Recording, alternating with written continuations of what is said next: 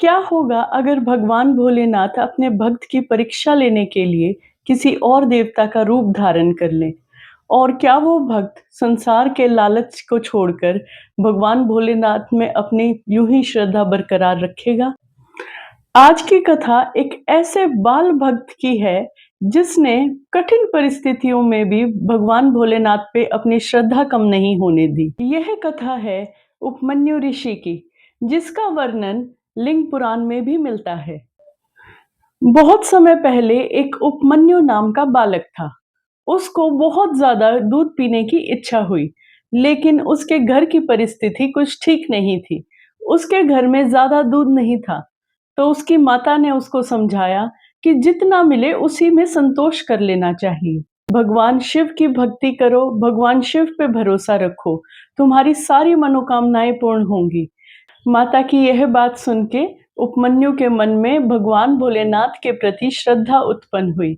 उसने निश्चय किया कि मैं भगवान भोलेनाथ की आराधना करूंगा और उनकी कृपा प्राप्त करके रहूंगा। उपमन्यु ने भगवान भोलेनाथ की कठिन तपस्या आरंभ कर दी और उसने मन को एकाग्र करके भगवान भोलेनाथ के नाम को जपना शुरू कर दिया।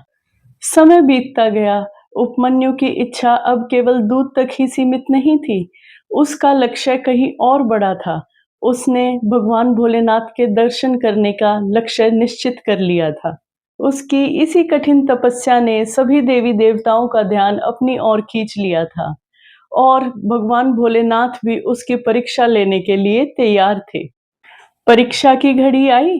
भगवान भोलेनाथ ने इंद्रदेव का रूप धारण कर लिया और उपमन्यु के पास पहुंच गए और बोले, बालक, मैं तुम्हारी तपस्या से बहुत प्रसन्न हूँ। मांगो, तुम क्या मांगना चाहते हो? उपमन्यु ने कहा, मुझे कुछ नहीं चाहिए।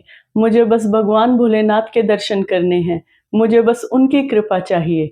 इंद्रदेव के रूप में जो भगवान भोलेनाथ उसके सामने आए थे, उन्होंने उसकी परीक्षा और कठिन कर दी।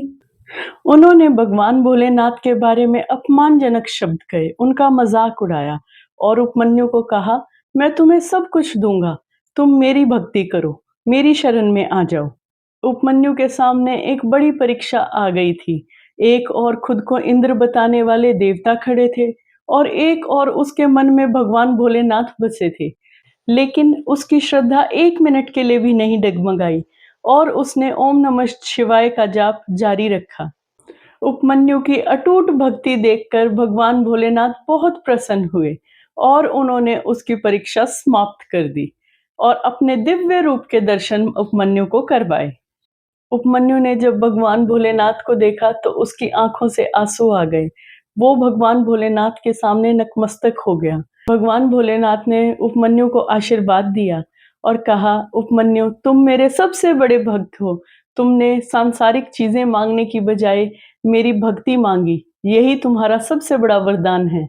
यह कथा हमें एक बहुत सुंदर संदेश देती है कि हमारी भक्ति जब तक भक्ति रहती है, जब तक हमारी इच्छाएं उनसे जुड़ी रहती हैं, लेकिन जब परिस्थितियां उल्टी हो जाती हैं, तब हमारी असल भक्ति दिखाई देती है। हमारे जीवन में कई बार ऐसा होता है कि हम भगवान से कुछ मांगते हैं और हमें तुरंत नहीं मिलता, तो हमारी भगवान के प्रति श्रद्धा डगमगा जाती है। लेकिन भगवान जानते हैं उनके भक्त के लिए क्या सही है और क्या गलत है। हमें लगता है भगवान हमारी बात नहीं सुन रहे, लेकिन भगवान सही समय आने पर हमें सब कुछ देंगे।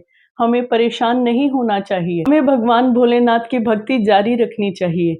भगवान भोलेनाथ आपकी इच्छा जरूर पूरी करेंगे। मैं भगवान भोलेनाथ से प्रार्थना करूंगी कि आप सबकी इच्छा जरूर पूरी करें।